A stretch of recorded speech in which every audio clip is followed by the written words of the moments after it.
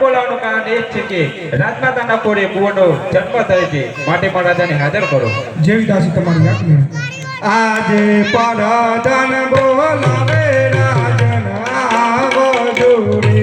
આજે પરધન બોલાવે રાજન આવે આવે.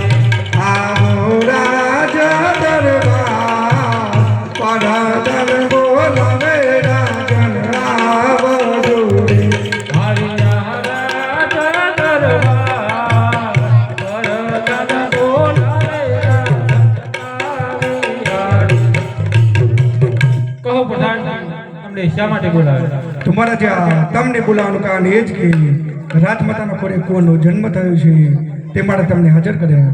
હરે પ્રધાનજી, આજે તો આનંદનો કોઈ પાર નથી, તો આપના નગરમાં ગોરધાણા વેચી પ્રજાને પ્રમિત કરાવો અને આપના નગરમાં જોશી મહારાજ રહે છે તેને હાજર કરો અને તે કોઈની ધનોતી દોરાવો. જય મહારાજ તમારી આજ્ઞા. આજે પરાધન બોલાવે જોશી આવો જોડે.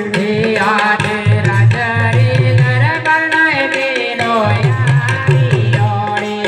આવ્યો જોશી નાય ગે.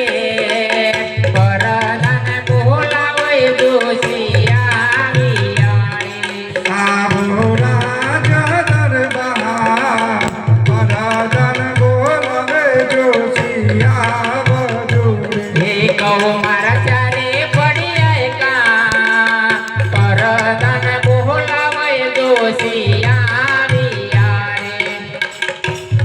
કહો પ્રધાન તમને શા માટે બોલાવે? તો જોશી મહારાજ તમને બોલાવવાનું કારણ એ જ કે રાજમાતાના ખોરે કુંવરનો જન્મ થયો છે અને તે કોની જન્મથી જોવાની છે, તો તમારાથી બનશે કે નહીં? કેમ નહીં, એ પણ અમારું કામ છે. હે આજે જોનારે જોગને પોતે આવી આણે. આજે જો